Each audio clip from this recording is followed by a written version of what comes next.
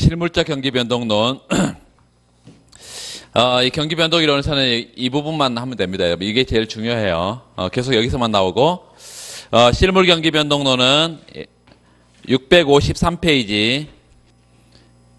루카스에 의해 제시된 균형 경기 변동 이론은 1980년대 접어들면서 그 실물적 경기 변동론자 대표적인 학자들 좀 기억합시다.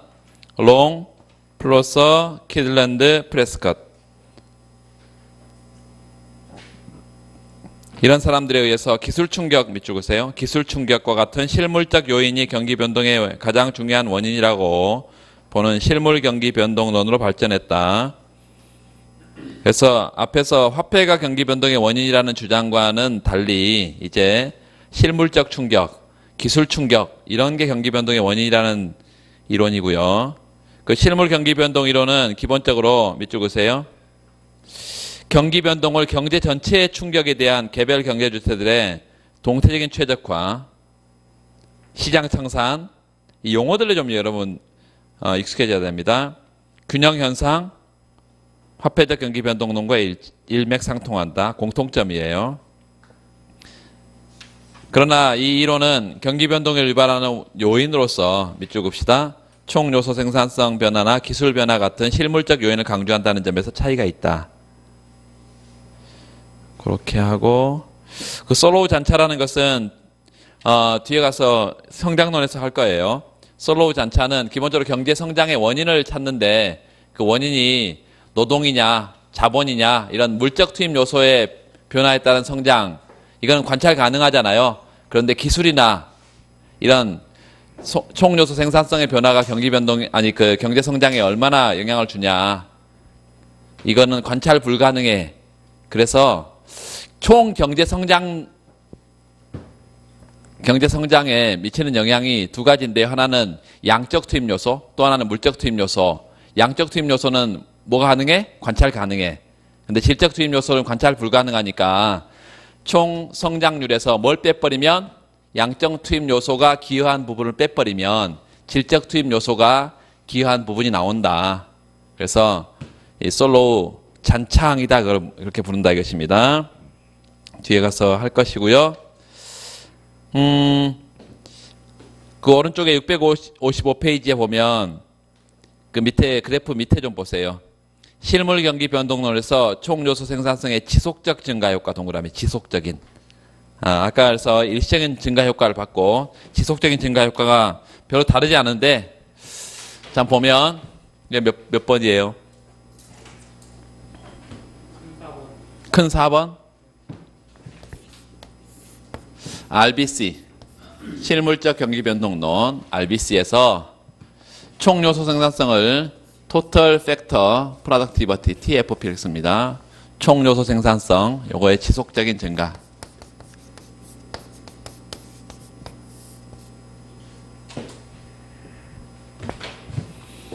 항상 미시기초에 의한 동태적인 최적화 모형을 써야 된다 그랬고, 빠른 속도로 한번 써보세요.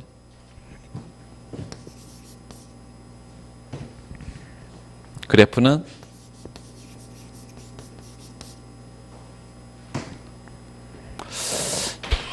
지속적인 증가는 Z1 값의 변화일 뿐만 아니라 Z2 값의 변화가 동시에 나타난다 그랬어요. Z1 값은 노동 생산성이고, 이거는 Z2는 자본 생산성이고, 노동 생산성은 뭐에 영향을 주고? 노동 수요 곡선, 네이버 디맨드 영향을 주고, 자본 생산성은 투자 영향을 준다 그랬습니다.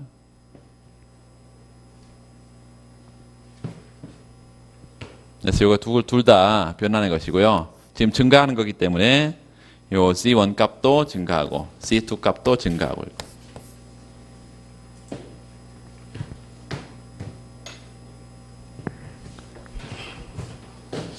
평면을 하나 그려봐요. 노동시장이야. WR 평면에. 노동 수요 곡선은 좌측 가고요. 노동 수요 곡선은 우하향하고, 노동 공급 곡선은 우상향하고. 이게 아주 엄청 피곤한가 봐. 막 이상한 소리가 나오고 막 그러네. 이럴 때는 쉬어야 되는데. 쉬어야 되는데 그래야만 하는데 내일 쉬죠? 아, 엄청 기뻐요.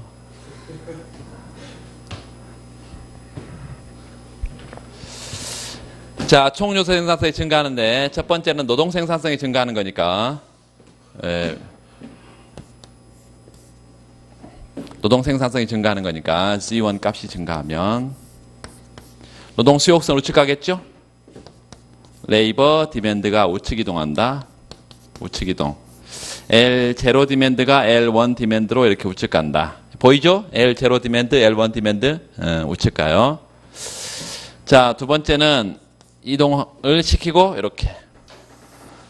이동을 시킬 때 크게 이동해야 됩니다. 생산성 충격이기 때문에 크게 이동을 해. 시원하게. L0 디맨드가 L1 디맨드로 이렇게. 그러면 새로운 노동시장 균형에서 고용 규모가 이렇게 늘죠. L1으로 이렇게.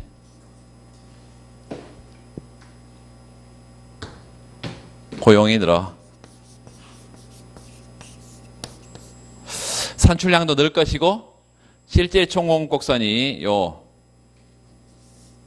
고용 증가는 실질 총공 곡선 YS를 우측으로 이동시킬 거예요. 우측 이동. 이 총공 곡선은 평면을 또 그려야 되겠죠. 두 번째 평면은.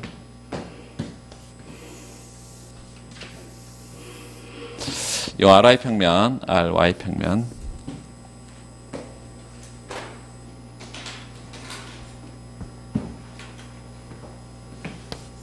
총 수요 곡선, 소비 투자 정보실로 구성되어 있고, 공급 곡선, 뭐였어? 공급 곡선은 Y 콜 ZFKL, ZFKL,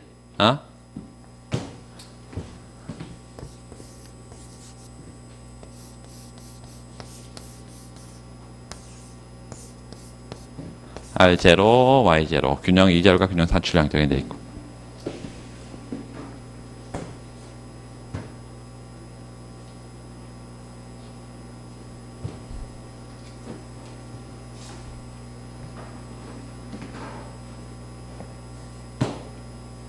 자, 평면 다 그랬죠?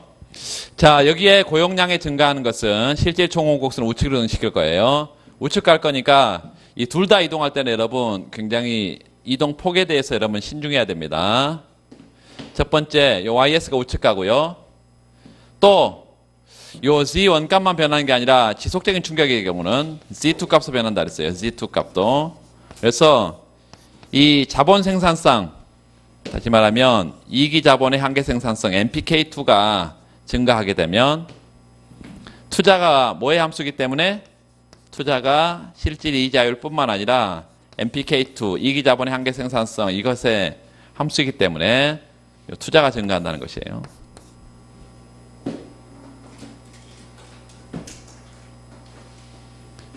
따라서 투자 증가하면 실질 총수요 곡선이 소비 투자 정부치로 구성되어 있기 때문에 얘도 우측 가고 요 Y 디맨드가 우측 간다. 결과적으로 YS도 우측 가고 요 실질 총 공급 곡선도 우측 가고 실질 총 수요 곡선도 우측 가기 때문에 이동 폭이 중요하다는 거예요. 요게 요 YS가 우측 가는 게 클까요? YD가 우측 가는 게 클까요? 간단하게 해버리려면 이동폭이 똑같아 버리면 아주 간단한데 일단 수요는 적게 공급은 많이 이렇게 봅시다. 이동폭 자체가 이게 수평의 이동폭을 이만큼이죠? 디맨드가 Y0 디맨드가 Y1 디맨드로 이렇게 갔을 때 이동폭이 이만큼인데 이거보다 더 크게 이렇게 가정을 하게 되면 이렇게 Y0 서플라이가 Y1 서플라이를 이렇게 우측하면서 새로운 균형에서는 이런 점이요. 자, B점이라 그래야 할까요? C점이라 할까요? 이 B점하고 같은 점일까요? 아니면 다른 점일까요?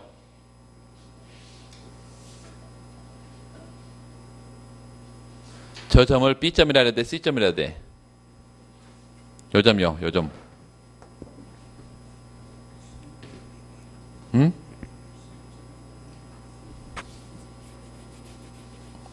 B, C 뭐 또 나오는 거야?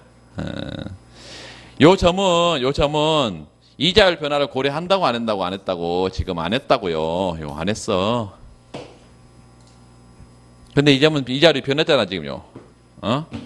그래서 이자율이 변했어 이렇게. 그렇기 때문에 요런 점을 C점이라 해야 된다.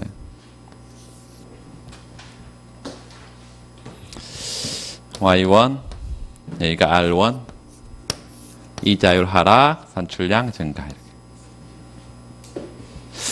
항상 어디에다가 박스를 친다고? 여기 박스 쳐요. 실질 이자율 박스를 쳐. 그래서 반드시 반영을 해줘야 된다. 어디다 반영을 해줘야 돼? 노동시장에도 반영하고 어디로? 화폐시장에도 간다 이랬어요. 이게 이자율이. 노동시장에도 가고 화폐시장에도 가. 자 그러면 요 Y 서플라이 실질 총 공급곡선 우측 가고 실질 총 수요 곡선도 우측 가는데 그 결과 요 실질 YS가 YD의 이동폭보다 요 이동폭이 YS 이동폭이 더 크다라고 가정하게 되면 이렇게 YS 이동폭이 더 크다고 가정을 하면 실질 이자는 어떻게 되고 떨어지고 실질 이자율 하락은 마지막으로 노동시장에 와보면 요 실질 이자 하락은 요거요. 현재 실질 임금의 상대 가치를 떨어뜨린다. 따라서 현재 실질 임금의 상대 가치를 떨어뜨리기 때문에 상대 가치를 하락시키기 때문에 일기 노동 공급은 감소한다. 실질 이자율 하락하면 노동 공급은 아까 써놨잖아요. 하락하고 실질 이자율 올라가면 노동 공급은 증가한다 이랬잖아. 요 하락하는데 이동폭이 작습니다.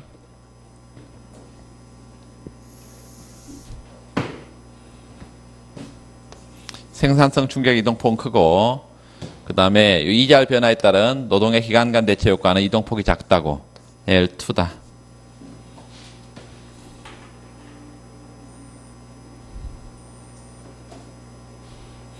지난번에 날밤 새지 말라고 한 번 한 적이 있어요.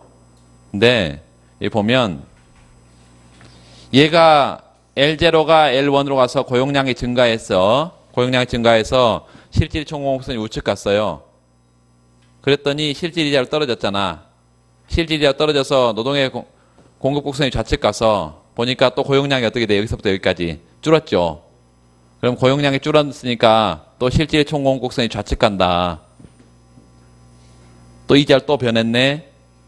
그러면 또 어떻게 해야 돼? 또 와서 요거 또 이동하고 고용량이 또 변할 거고 또 절로 가고 이게 날밤 샌다 그랬죠. 어디서 멈춰야 된다고? 여기서 한 번 오면 끝이라고. 왜요? 요 실질 이자율 변화 때문에 나타난 거니까 실질 이자율 변했을 때 여기서 여기로 왔다고 하면 고용이 감소하는 것은 이미 다 요 실질 이자율이니까 곡선 상해 이동으로 다 반영이 됐다니까 이미. 고용이 감소한 거 어디로 갔어요? 이렇게 실질 이자율 곡선 상을 타고 다 반영이 이미 돼버렸어. 응? 그래서 또 추가적인 이 곡선을 이동시켜버리면 안 된다 했습니다. 자, 결론을 좀 보면 경기 변동 모형은 데이터를 설명을 해야 돼요. 이게 W2다. 여기다가 이제 박스를 하나 쳐놓고 갑시다.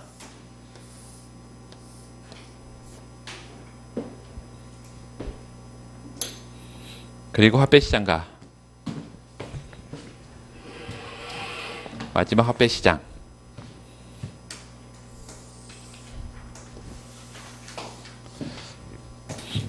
화폐시장은 PM 평면이고 물가하고 통화량 평면이고 화폐 공급은 이렇게 물가하고 상관없이 외생으로 주어져 있다. 머니 서플라이. 화폐 수요는 물가가 상승하면 증가는 이런 원점에 빠져나오는 반직선으로 되어 있었다고 그랬어요. 화폐 수요 곡선. 수요 공급이 맞아 떨어지면 여기가 뭐라고? 균형 물가. 그리고 균형 화폐 거래 규모, 이렇게 균형 화폐 거래량, 이런 점이 A점이다.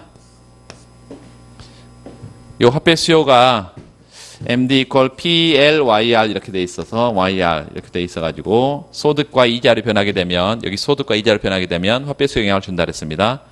이자율이 떨어지니까 화폐 수요 증가해요, 감소해요? 이자율 떨어지면 화폐 수요를 증가시킬 거고, 여기 소득이 증가하면 화폐 수요를 증가시킨다. 그래서 여기 전부 다 화폐 수요를 증가시키는 거니까 우측 갑니다. 화폐 수요 증가는 곡선을 우측으로 이동시킨다.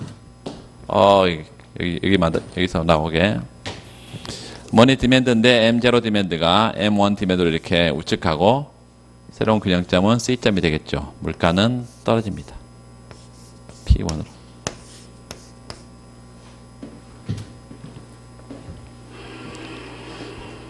경기 변동 모형은 반드시 뭘 설명해야 되냐면, 여기 그래프 부분을 조금 더 설명을 해놔요. 어디까지 했죠? 공곡선 우측 이동해서 고용이 일부 좀 감소하는 데까지, 여기까지 지금 했어요. 그 다음에 네 번째는 화폐시장만 더 설명하면 되죠. 화폐시장. 여기 실질 이자율과 산출량 변화가 화폐 수요를 얼마나 변화시키냐. 그래서 머니 디맨드 화폐 수요는 PLYR 이렇게 되어 있는데, 소득이 어땠을 때, 증가할 때, 이자율이 어땠을 때, 떨어졌을 때, 요거는 화폐 수요를 증가시키고, 화폐의 수요를 증가시키고,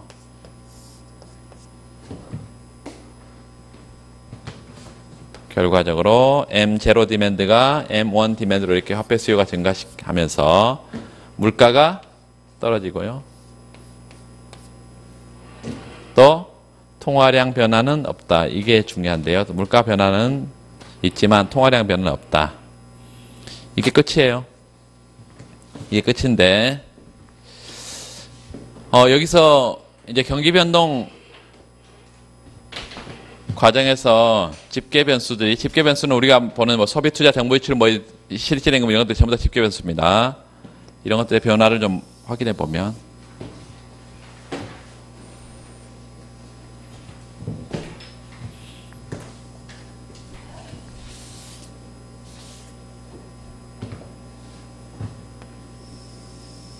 반듯하게 안 나와요.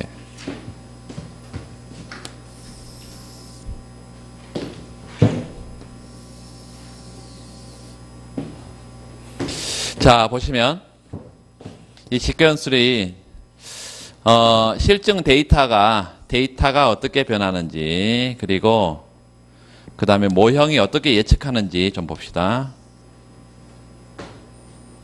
요 소득이요. 요 소득을 가장 먼저 써. GDP. 경기가 지금 호황 국면이에요, 불황 국면이에요? 저기 소득이 증가하니까 경기 호황 국면입니다. 플러스예요. 모형도 플러스로 처음 이게 출발하는데, 이게 다른 모든 변수들의 움직임을 평가하는 기준이 된다고 그래서 이걸 기준순환 변수다. 기준이 되는 순환 변수다. 경기 변동의 기준 순환 변수를 GDP라고 이렇게 부릅니다.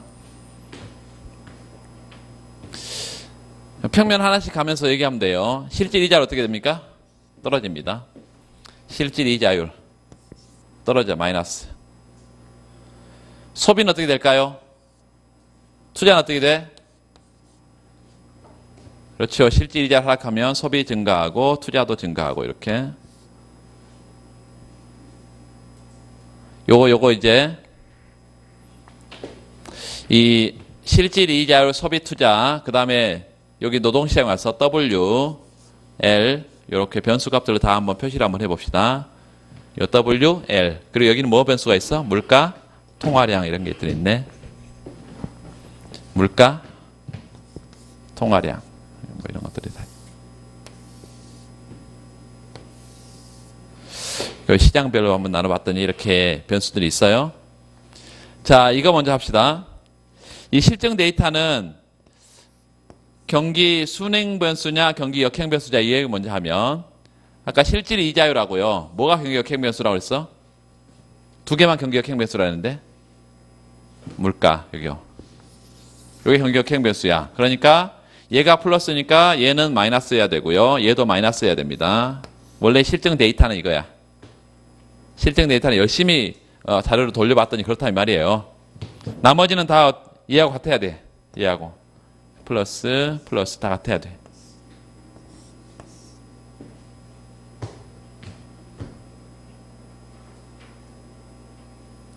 자, 요 실질 이자율이 지금 저 모형에서 어때요? 이 모형에서 어떻게 예측을 하고 있어?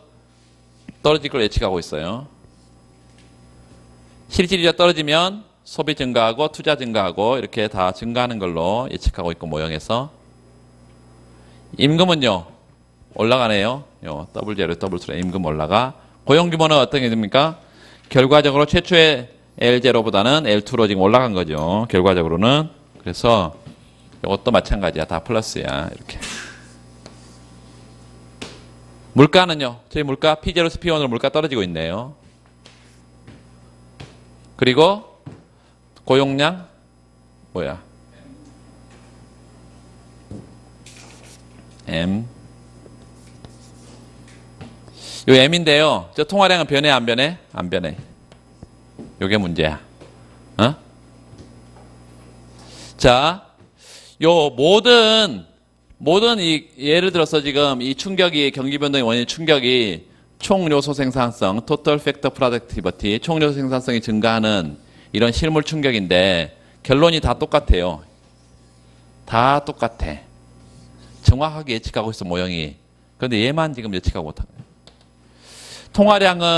통화량은 경기 이렇게 써세요. 선행 변수면서 경기 순행 변수입니다. 경기 선행 변수면 순행 변수라는 건 뭐냐면 이 순행이라는 것은 GDP하고 동일한 방향으로 움직이는 것이고요. GDP와 동일한 방향으로 움직이는 것이고 선행이라는 것은 GDP보다 앞서서 움직이는 거예요. 그러니까 요 소득이 증가하는 경기 호황 국면이라면 통화량이 앞서서 먼저 통화량이 증가했을 거라는 거예요. 근데 통화량이 변하지 않고 있잖아. 그래서 이거 하나가 실증 데이터를 설명하지 못합니다. 이게 RBC 모형의 한계야. 통화량이 변해야 되는데 실제는 변해야 되는데 안 변한단 말이에요. 이게 누구로부터 비판을 받을까요?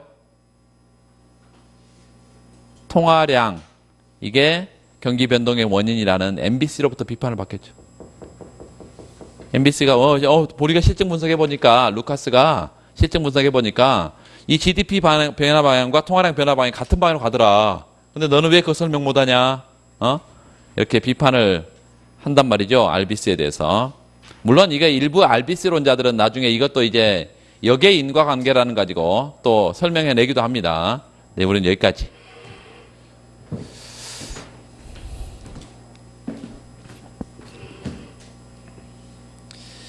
교과서 저 앞부분에 경기 변동의 방금 그 데이터가 나와 있는 부분이 있어요. 205페이지.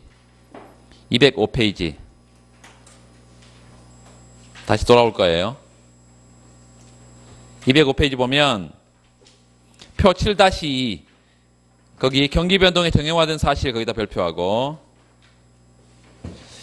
경제지표, 거시경제지표 중에 실질이자율 동그라미, 물가 동그라미, 화폐공급 동그라미, 정부지출 동그라미. 그 네 가지 변수에 대해서는 경기 순행 변수인지 역행 변수인지 알아야 됩니다. 아까 실질이자율, 물가, 경기 역행 변수라 했어요. 거기 정부지출도 경기 역행 변수네. 그리고 화폐공급이 이 세 가지만 경기 역행 변수니까 나머지는 다 경기 순행 변수니까 화폐공급이 경기 순행성을 가져야 돼요. 그것까지 여러분 좀 기억을 합시다. 그거 외워야 됩니다. 그런 걸 주질 않아. 뭐 기억하는 거 아주 쉽죠? 세 가지만 역행 변수, 나머지 다 순행 변수다 이렇게 기억하면 되니까.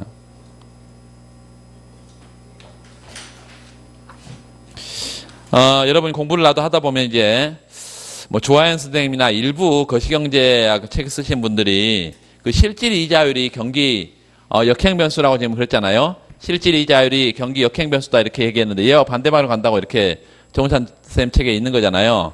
근데 교과서 중에 일부 교과서가 경기 순행성을 갖는다라고 일부 교과서가 설명을 하고 있어. 그런데 경제학은 행정법이나 이런 것처럼 다수설 소설이 있다고 없다고? 없어요. 그런 게 없어. 그러니까 소수의 견해는 사라져. 그래서 경제학파도 무수히 많은 학파가 있었습니다. 그렇지만 교과서에 반영되지 않는 무수히 많은 학파들 전혀 우리 공부 안 한다 이거예요. 소수 견해는 사라지는데 여기도 마찬가지예요.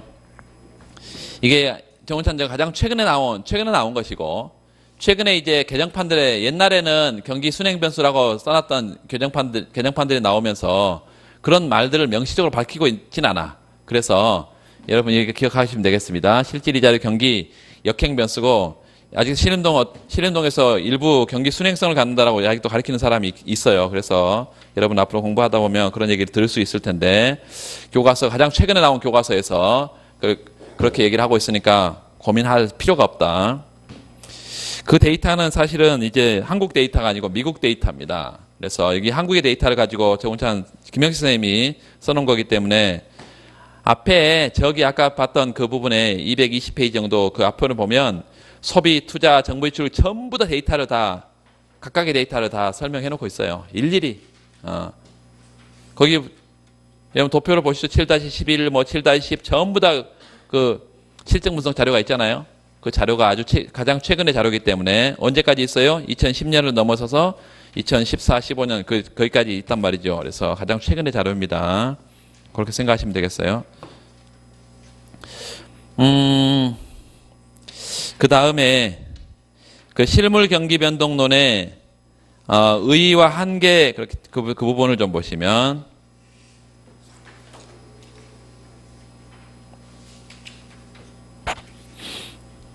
의의와 한계 거기다 별표 실물 경기 변동의 의의와 한계 12장 일반 균형 분석에서와 같이 실물 경기 변동 이론은 밑줄 그으세요. 경기 변동의 지속성을 여러 기간에 걸쳐 나타나는 기술 충격에 대한 일반 균형의 결과로 설명한다. 예를 들어서 얘에다 동그라미 생산성을 향상시키는 기술 충격, 이걸 우호적 기술 충격 써놔. 우호적인 기술 충격이 발생했을 때 사람들은 더 많은, 기업들은 더 많은 노동자를 고용하려고 할 것이고, 이 과정에서 실질 임금이 상승하고 노동 공급에 있어서 그 기간 내 대체 효과도 있고요. 기간 내 대체 효과. 경제 전체 고용량 산출량이 변할 것이다. 그 생산성이 하락하면 반대로 변하고요. 거기 우호적 또는 비우호적 기술 충격이 밑줄 그으세요. 우호적, 우호적 기술 충격이 여러 기간에 걸쳐 지속적으로 나타나면 고용과 산출량도 지속적으로 증가 또는 감소할 것이다. 한편 생산성을 높여주는 기술 충격이 발생하게 되면 그 생산성을 높여주는 기술 충격은 Z2 값이 상승한다는 거 하락한다는 거예요? 상승한다 이거예요. 상승해. 그럼 투자를 늘려주래요. 늘리지. 이런 형태로 우호적인 기술 충격이 발생했을 때 기계, 설비, 건물 등 자본재에 대한 기업의 투자 지출도 지속적으로 증가할 것이다. 그 투자 지출이 지속적으로 증가한다. 근데 투자라는 것은 여러분 지금 내가 공장 시설 하나 지어버리면 그 끝인가요? 아니에요. 지속적으로 투자를 해줘야 되기 때문에 이게 투자가 경기 변동의 지속성을 가져오는 원인이다라는 거예요. 자, 그렇게 써놓읍시다. 이 RBC 모형에서 경기 변동이 원천은 뭐라고? 원천은 총요소 생산성의 증가 또는 하락. 이게 경기 변동의 원인이고요. 경기 변동의 지속성은 노동시장에서 노동의 기간 간 대체. 써요. 지속성은 어디서 나타난다고? 노동의 기간 간 대체. 일기 노동이 증가하면 이기 노동은 줄여야 되지. 일기 노동이 감소하면 이기 노동은 늘어야 되죠. 그래서 1기 노동과 2기 노동 간에 이렇게 고용량의 변화가 나타나면서 지속적인 경기 변동 현상이 나타난다.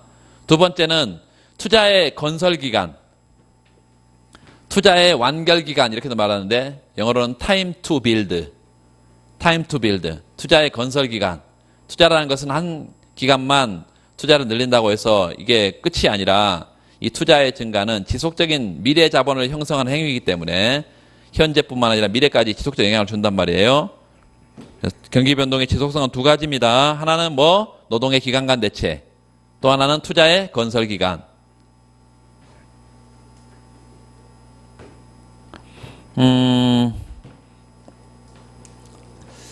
자, 그 다음 단락에 보면 그러나 단순한 실물 경기 변동 모형을 이용해서 현실 경제 경기 변동 현상을 설명하기 위해서는 밑줄 봅시다. 지속적이고 변동성이 큰 기술 충격이 필수적이다. 기술 충격의 정의에 대한 의문과 논란이 제기된 상황에서 밑줄 봅시다. 기술 충격의 변동성과 지속성에만 의존하는 설명은 한계를 가질 수밖에 없다. 또 현실에서 총요소 생산성 증가는 내가 인정하겠다. 그렇지만 총요소 생산성 감소라는 이거는 기술 퇴보라는 건데 현실적으로 이 기술 퇴보라는 것은 상정하기가 쉽지가 않다. 영화 같은 데 보면 커다란 전쟁이 일어나서 다 망하고 원시 시대로 돌아가는 그런 영화들 있잖아요. 그런 식이 되면 기술 퇴보가 나타난 거라고 생각할 수 있겠는데 현실은 그런 걸 상정하기 쉽지가 않잖아요. 현실의 경기 변동 현상은 지속적으로 나타나고 있는데 현실의 기술 진보는 말할 수 있겠지만 기술 퇴보는 상정하기가 쉽지 않다는 거예요.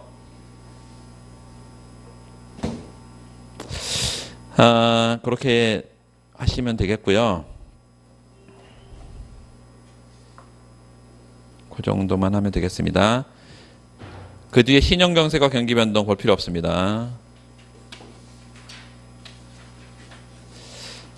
그거는 그 정도로만 할게요. 그리고 그 674페이지에 가격 경직성과 경기변동 이거는 하지 마세요. 이건 안 합니다.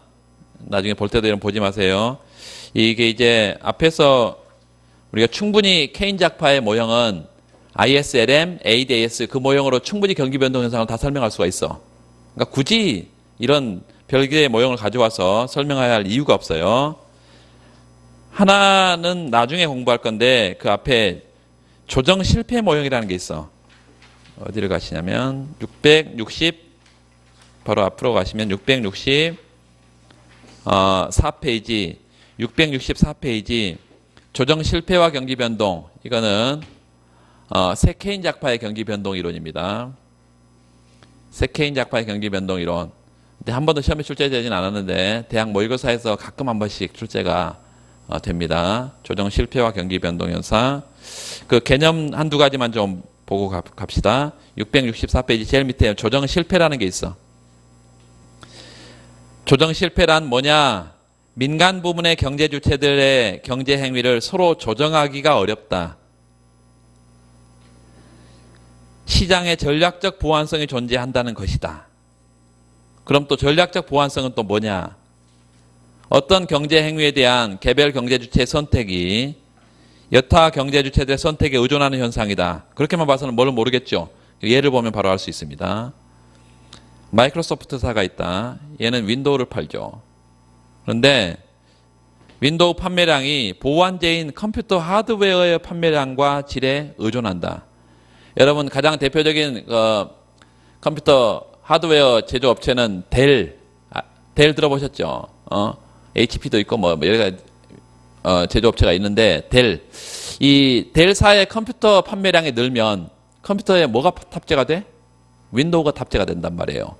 그러면 덩달아서 뭐가 판매량이 늘까요? 윈도우의 판매량이 늘지. 그러니까 델사가 이렇게 생각을 했어. 미래가 낙관적이야. 긍정적이야. 그럼 내가 투자를 늘리게 해야 되겠다. 그러면 고용을 더 늘려서 판매량을 늘린다고 합시다. 뭐 같이 는다고? 윈도우 판매량이 같이 늘어. 그러면 마이크로소프트도 뭐 해야 되는 거예요? 고용도 늘리고 산출도 늘리고 이렇게 해야 되지. 그러니까 한 기업이 미래를 긍정적으로 낙관적으로 보게 되면 이 기업이 판매량이 늘고 다른 기업도 동시에 고용 늘고 판매량이 느는 이런 총수의 외부 효과가 나타나는 것이 한 기업의 산출량 결정에 다른 기업의 산출량이 덩달아서 변하는 이게 서로 보완 관계에 있단 말이에요. 이걸 전략적 보완성이다 이렇게 말해. 우리 상호 의존성 지난번에 얘기했던 거 아주 유사한 것입니다.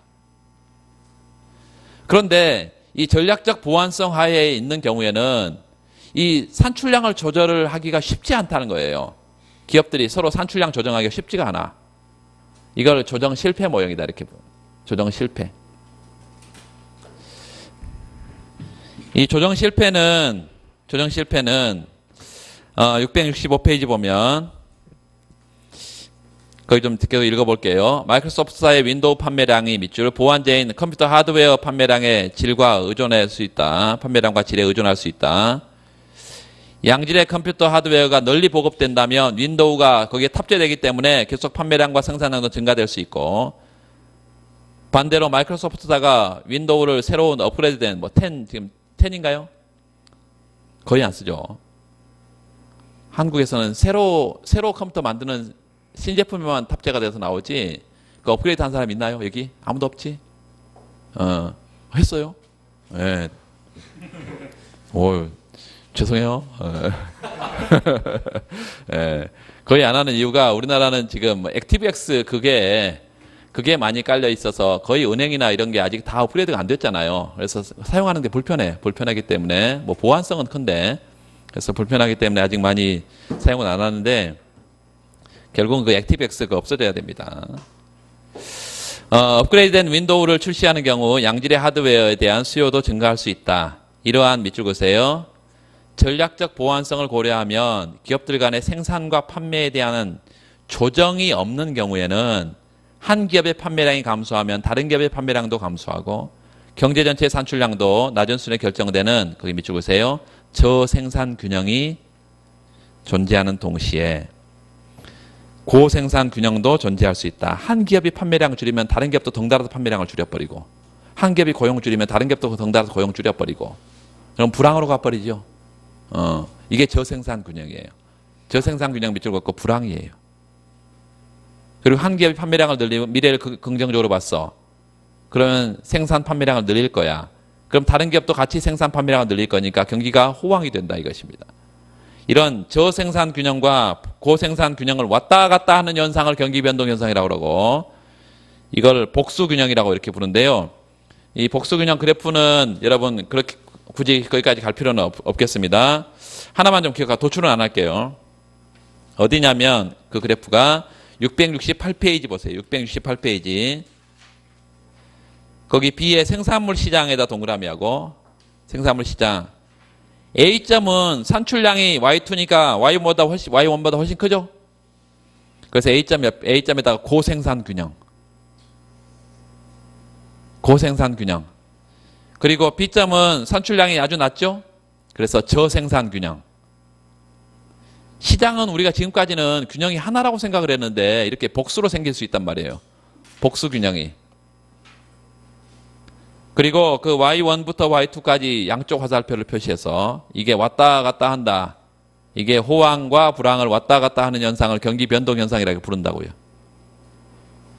그러면 경기 변동이 왜 나타나냐 그랬더니, 기업가들의 미래를 낙관적으로 보면, 한 기업이 낙관적으로 보면 어떻게 된다고? 생산량 늘리고 다른 기업도 같이 늘리고, 또 비관적으로 보면 다른 기업도 같이 고용과 생산량을 줄일 거니까 경기 불황이 되고, 기업가들이 낙관적으로 보냐 비관적으로 보냐, 이 기대가 뭘 결정한다고요? 경기 변동 현상을 유발한다. 이렇게 봅니다.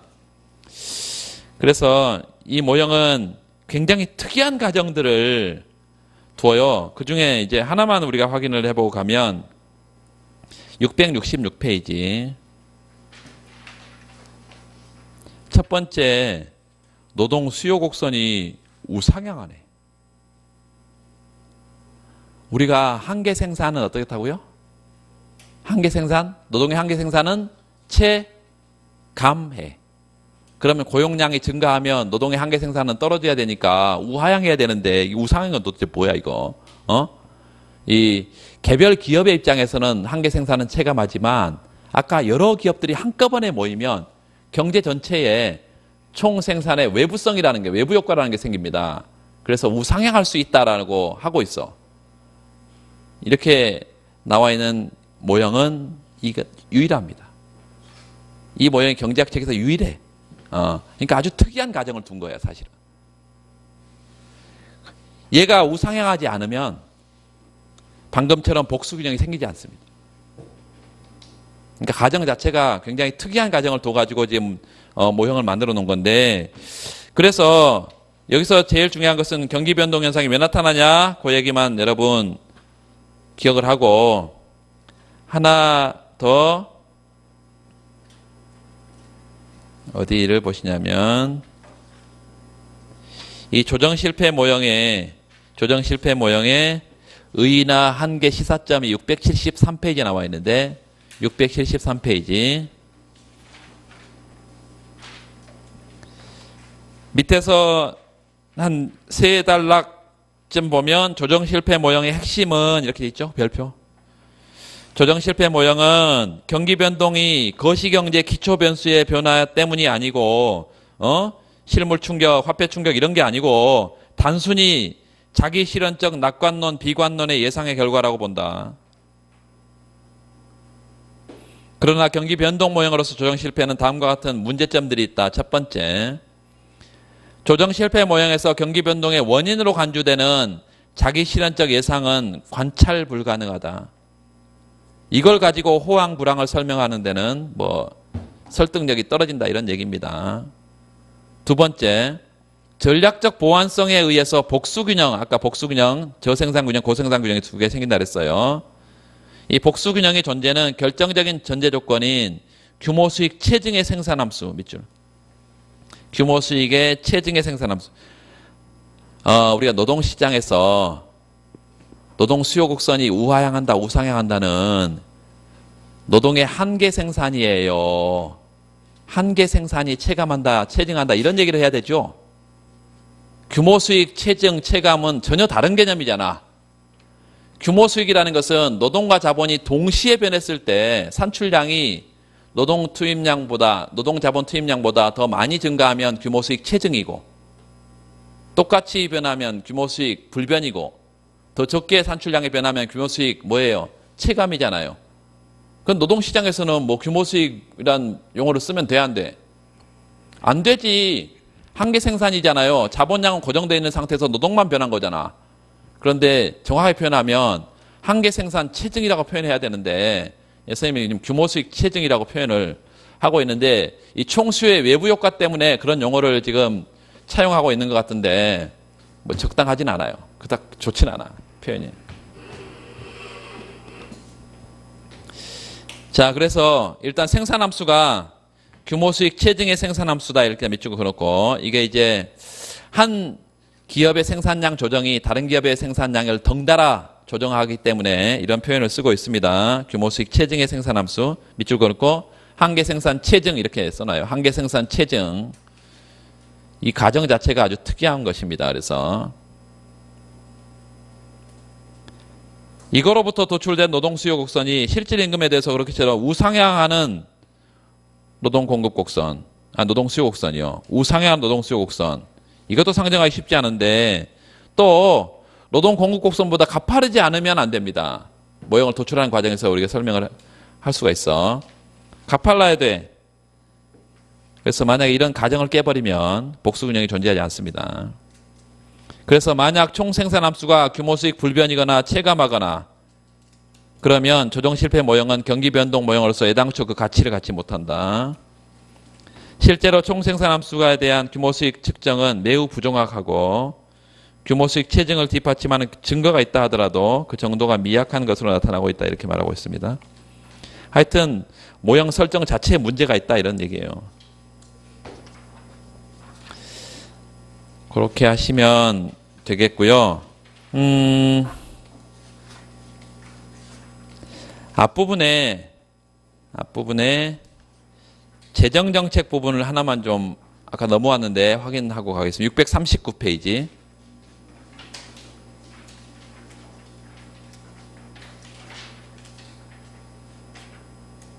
639페이지.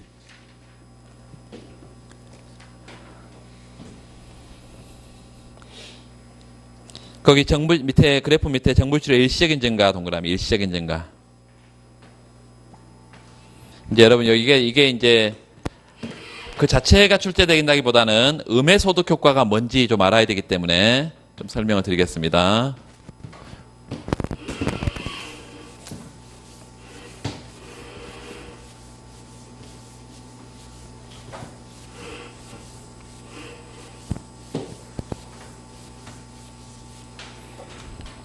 그래프가 복잡하니까 그래프를 일단 그리지 말고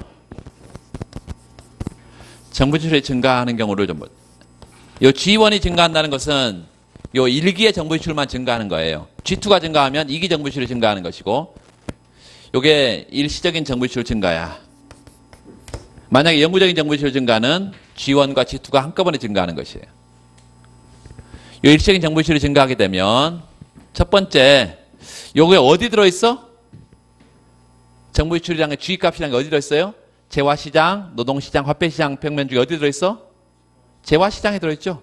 총수요, 실질 총수요 곡선 들어있잖아. 그래서 첫 번째 정부 지출 증가하면 직접적인 효과는요.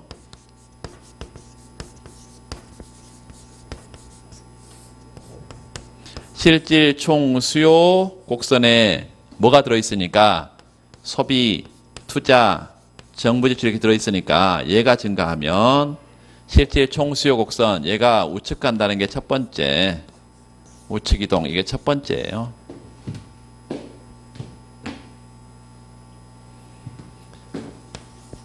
두 번째, 지금까지는 이제 이 실질 총수요 곡선에만 들어있지 다른 데는 노동시장, 화폐시장 들어있지 않잖아요. 안 들어있죠. 지금 G값이라는 것은 G 자체는 안 들어있잖아. 그런데 요 정부의 예산 제약식이 있어. 정부의 예산 제약식. 정부는 정부 지출 재원을 어디서 마련해? 세금 걷어서 마련한단 말이죠. 세금 걷어서. 그래서 이렇게 봅시다.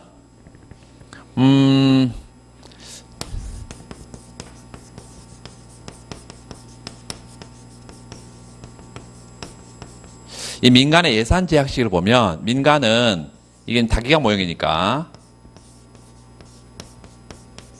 현재와 미래 소비의 총현재 가치, 이 소비의 총현재 가치가 자신의 소득을 넘어설 수 없다 그러는데 소득도 1기 소득이 있고요. 2기 소득이 있어. 근데 정부 부분을 포함해야 되니까 텍스를 고려합시다. 이렇게 1기의 가처분 소득이에요. 그리고 2기 가처분 소득은 Y2-T2인데 2기 가처분 소득은 요 당연히 이자율로 할인을 해줘야 되고 요 2기 가처분 소득. 요게 민간의 예산 제약식입니다. 정부가 여기에 들어온다면 어떻게 들어올 수 있어? 정부는 1기 정부 지출 G1 그리고 2기 정부 지출 G2 이게 현재 가치 이해하고 1기 조세 그리고 2기 조세 현재 가치 이게 균형 재정이라는 것입니다. 얘가 걷어들인 것만큼 쓰는 거야. 이 총 정부 지출요. 총 정부 지출 얘는 총 조세하고 같아. 이게 균형 재정이야. 응? 그러면 잘 들으세요. 이 민간의 예산 제약식에 이렇게 정부 부문을 도입하게 되면 이렇게 정부 부문을 도입하다 보면 정부가 정부 지출을 요 G형 값을 끌어올리면 어떤 현상이 나타나냐면 요 G1 값이 올라가요. 그러면 세금을 더 걷어야지. 요 정부 지출 증가하면 균형 재정을 유지하려면 쓰려면 세금 더 걷어야 돼. 요렇게. 1기에 세금 안 걷으면 어떻게 해야 돼? 공채 발행해서 2기에 걷어야 돼. 하여튼 얘는 같아야 돼. 그 말은 요 T1이 증가한다는 것은요. 요 T1이 증가한다는 것은 요 전체 값은 어떻게 되는 거예요? 떨어지는 거죠. 요게 뭐라 했지? 프레젠트 밸류. T1이 이렇게 증가하게 되면 전체 값은 평생부는 감소해. 이 평생부의 감소 효과가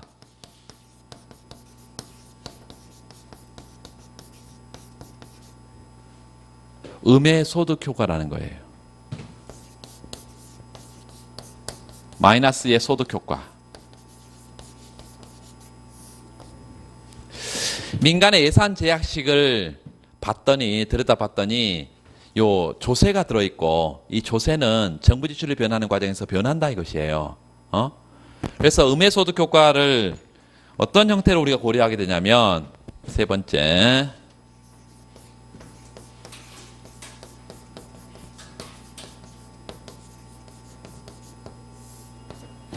음의 소득 효과는 평생부가 떨어지는 것을 음의 소득 효과라고 그랬습니다.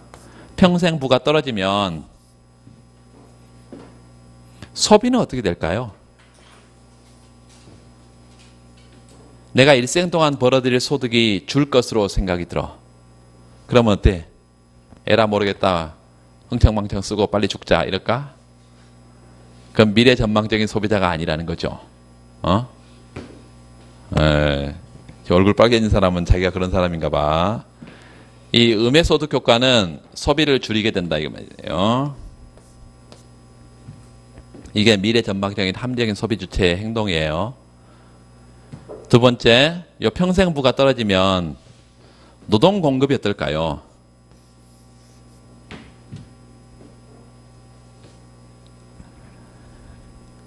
어떻게 하겠어? 지금 웃고 있는 사람? 나라면 평생 내가 벌어들일게 줄어들 걸로 생각이 들어. 에라 놀아버리자. 노동 공급을 늘린다. 열심히 일을 한다. 열심히. 이렇게. 이게 음해소득 효과가 소비와 노동 공급에 미치는 영향입니다. 그러면 이 소비는 어디에 들어있어? 실질 총수요 곡선 Y 디맨드에 들어있어. 여기에 들어있어. 그래서 요거는 Y 디맨드를 좌측으로 이동시킬 거예요. 좌측. Y 디맨드를 좌측으로 이동시킨다. 자, 요 노동 공급이 늘면 고용 늘면서 산출량이 어떻게 될까요? 증가하지. 그래서 실질 총 공급 곡선이 움직일 텐데 어떻게 움직여? 우측으로. 실질 총 공급 곡선이 우측으로 이동한다. 그래서 정부 지출 증가가 간단해 보이는데 요 간단해 보이는 이게 실질 총수 곡선 요거 이동시키고요. 그 다음에 요 실질 총수 곡선은 이거를 좌측으로 이동시키는 충격도 있고 요거는 우측으로 이동시키는 충격이 있으니까 요 두 가지를 고려해야 되고 이게 이제 직접적인 효과라고 쓴 것은 항상 직접적인 효과가 큽니다. 그래서 요 우측 이동이 크고 좌측 이동은 작아요. 음해소득 효과는 어떻다? 간접 효과입니다. 그래서 간접 효과 작아. 그리고 정부 지출은 공급에 영향을 주지 못할 것 같은데 보니까 이거 음해소득 효과를 통해서 공급에도 영향을 준다. 실질 총 공급에.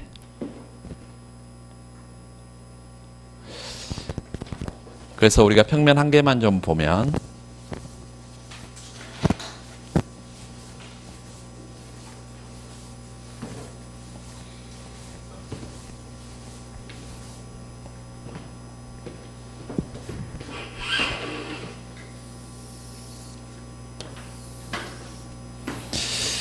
RY 평면의 재화시장 수요 곡선이 Y 디맨드, 공급 곡선은 Y 서플라이, 실질 총 공급, 총 수요 평면에 실질 이자율과 산출량이 R0, Y0다.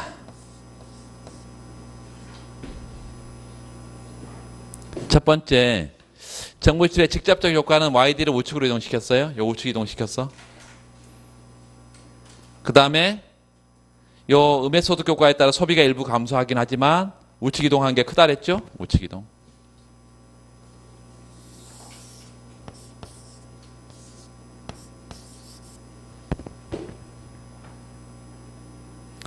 두 번째는요. 얘 정부 지출 증가에 따른 평생부의 감소 그리고 노동 공급의 증가가 YS를 우측으로 이동시킨다네. 얘 우측 이동시켜요. 그런데 아까 얘도 작다고 그랬고 얘도 작다고 그랬잖아요. 그래서 작게 이동을 해.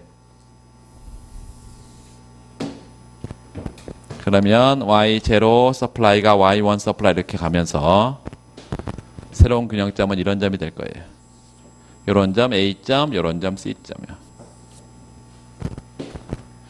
결과적으로 실질 이자율은 어떻게 되고 올라가고 여기가 산출량은 증가하는 형태로 이렇게 이런 식으로 분석한다는 거예요. 나머지는 다 분석의 틀이 다 똑같겠죠. 여기다 박스를 쳐야 되겠죠. 네모 박스를 쳐서 이거 어디로 보내? 노동시장으로 보내고요. 노동의 기간 옆에다 써놔. 노동의 기간간 대체. 노동의 기간간 대체. 그 다음에 이걸 가지고 뭘 분석을 한다고? 이걸 가지고 모든 집계 변수를 평가하는 기준 순환 변수니까 기준 순환 변수에 따라서 경기 순행성을 갖는지 역행성을 갖는지 뭐 이런 얘기들을 다 해줘야 되겠습니다. 요 Y0에서 Y1으로 가는 것은 GDP가 증가하는 경기 호황 국면이에요. 경기 호황 국면. 실질이 어떻게 되고 있어요? 경기 호황 국면의 실질이자를 경기와 같은 방향으로 가고 있으니까 경기 순행성을 모형이 예측하고 있는데 얘는 데이터를 반영하지 못한다. 데이터를 반영하지 못해. 그러면 잘 들으세요. 정부 지출의 증가라는 것을 효과를 분석해 봤더니 요 소득이 증가하는 경기 호황 국면인데 호황 국면에서는 실질이자로 떨어져야지 원래 실증 데이터가 맞는데 얘 모형을 보니까 올라가 버리고 있어. 이 모형은 경기 변동 모형으로서 좋다 나쁘다? 나쁘다 이것입니다. 이런 충격은 문제를 낸다고 안 낸다고? 안 내. 안 낸다고 이런 게 한 번도 나온 적이 없어 그러니까. 음의 소득 효과를 알아두기 위해서 음의 소득 효과 이게 중요하기 때문에 여러분 요것만 우리 관심을 가지면 되겠습니다.